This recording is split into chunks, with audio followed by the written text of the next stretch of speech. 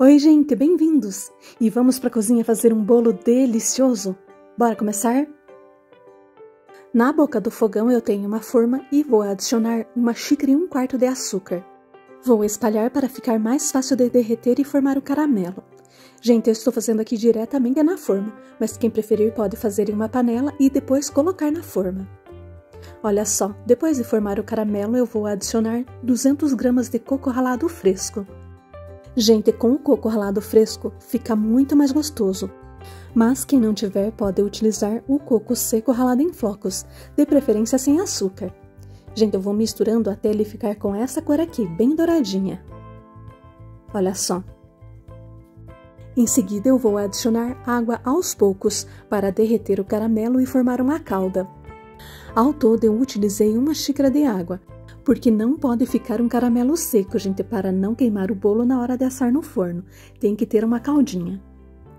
Lembrando que essa forma ela mede 26 centímetros por 6 de altura.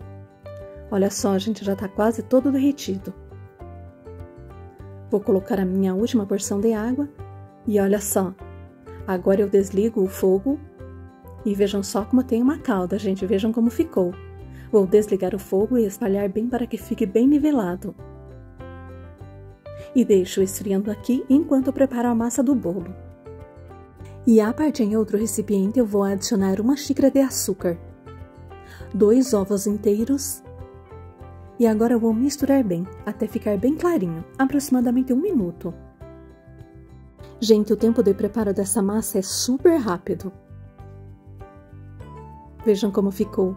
Feito isso, eu vou adicionar meia xícara de óleo. Quem preferir pode utilizar o óleo de coco. Gente, agora eu vou misturar bem novamente até incorporá-lo.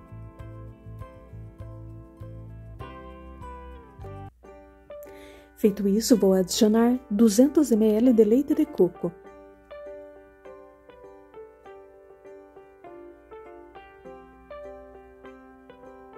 Misturo bem.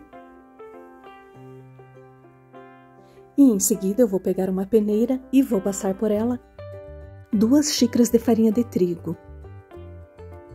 1 colher de sopa de fermento em pó para bolo e uma pitadinha de sal. Vou peneirar aqui tudo de uma vez. E agora é só misturar bem até que a massa fique bem lisinha e homogênea. Lembrando que quem preferir pode fazer a massa também utilizando a batedeira. Mas é uma massa tão simples e fácil, gente, que eu particularmente prefiro fazer à mão mesmo. Olha só como é rapidinho de fazer, já está pronta. Vejam como ficou a textura. E fica super fofinha, gente, é uma delícia. E agora eu vou pegar a forma com o caramelo de coco reservado e que ainda está morno. Por isso, com o auxílio da espátula, eu vou despejar a massa delicadamente, para não revolver o fundo. Lembrando, gente, que eu prefiro fazer esse bolo em uma forma um pouco maior, para que não fique um bolo muito alto, assim ele assa mais rápido e não corre o risco de queimar o caramelo. Vou espalhar bem aqui, gente, e em seguida vou levá-lo ao forno pré-aquecido a 180 graus por aproximadamente 35 a 40 minutos no forno. É só ficar de olho aí e fazer o teste do palito. Saiu limpinha, é só desligar e retirar do forno. Gente, como essa massa é muito fofinha, para ela não rachar e quebrar, eu espero o bolo esfriar um pouco. Aí eu levo na boca do fogão e aqueço rapidamente o fundo para desgrudar o caramelo. E aí, gente, é só passar a faquinha na lateral para verificar se está solto. E aí, gente, é só virar aqui no prato. E olha só como fica, gente, é um bolo delicioso, super fácil de fazer. Essa massa é super fofinha e esse caramelo de coco com o coco fresco, gente, fica tudo de bom. É muito gostoso e não fica também muito doce. Olha só isso. Vejam como a massa fica fofinha. Gente, espero muito que vocês tenham gostado dessa dica. Façam aí, vale muito a pena. E essa é uma receita sem lactose, mas lembrando que quem preferir substituir o óleo por manteiga ou margarina pode ficar à vontade. E agora vamos para a próxima receita do dia. Oi, gente, bem-vindos a mais uma receita aqui no canal. E vamos para a cozinha preparar mais uma receita deliciosa? Bora começar? Vou utilizar 1 xícara de leite morno, 1 colher de sopa de açúcar e 1 colher de chá de fermento biológico seco, 5 gramas, ou para quem utiliza o fresco são 15 gramas. Misturei bem E em seguida vou adicionar 1/4 de xícara de manteiga ou margarina derretida e 2 ovos inteiros. E agora, gente, é só misturar bem.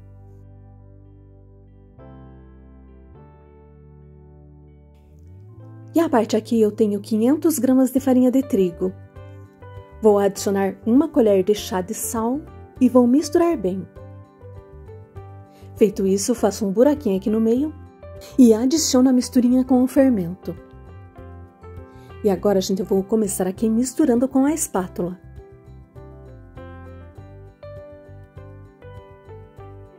E nesse ponto aqui eu vou retirá-la e agora não tem jeito, tem que colocar a mão na massa.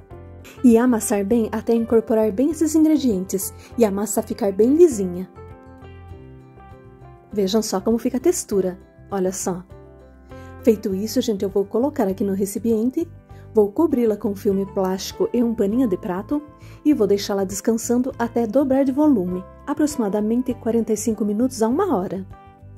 Enquanto isso, a parte aqui eu tenho meia xícara de manteiga derretida. Tempero com um pouco de sal e pimenta do reino a gosto. Em seguida, vou adicionar também 3 a 4 dentes de alho bem picadinhos. E bastante salsinha picada, aproximadamente eu estou utilizando aqui meio maço. E agora, gente, é só misturar bem.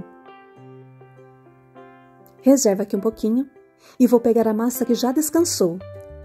E vejam só como ela ficou. Vou colocá-la aqui na bancada, polvilhada com um pouquinho de farinha de trigo.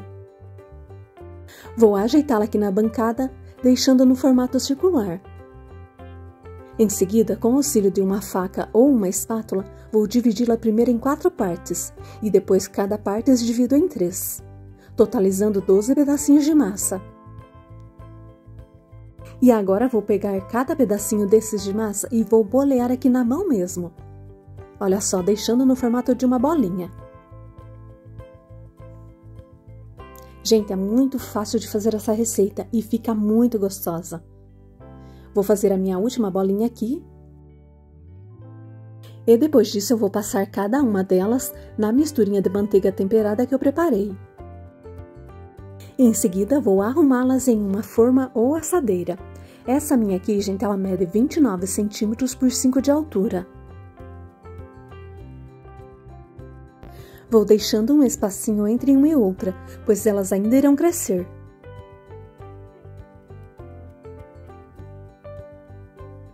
Olha só, gente, ajeito bem aqui. E agora eu vou utilizar 200 gramas de queijo mussarela, que pode ser em fatias, pedacinhos ou ralada. Como eu estou utilizando em fatias, gente, eu vou cortando os pedacinhos assim e vou colocando entre as bolinhas de massa. Assim, cada pãozinho vai ter um pouco do queijo. Em seguida, vou cobrir com o restante da manteiga temperada, espalhando bem por todos os pães. Agora, gente, eu vou adicionar um pouco de queijo parmesão ralado aqui por cima. Quem preferir pode utilizar também o mussarela. E para finalizar, vou espalhar um pouco de gergelim branco, que é completamente a gosto e que fica muito gostoso, gente, dando um toque crocante. Agora vou cobrir novamente com um saquinho plástico e o paninho de prato e deixo descansando por aproximadamente 15 a 20 minutos. E vejam só como ficou. Depois disso, levei ao forno por aproximadamente 35 minutos, pré-aquecido a 180 graus. E quando estiver bem douradinho assim, é só retirar e servir. E olha só que delícia, gente, quentinho, recém-saído do forno. Fica com a massa super fofinha e uma crostinha crocante por baixo e por cima. É muito gostoso. Espero muito que tenham gostado. Por hoje é só. Um abraço. Tchau, tchau.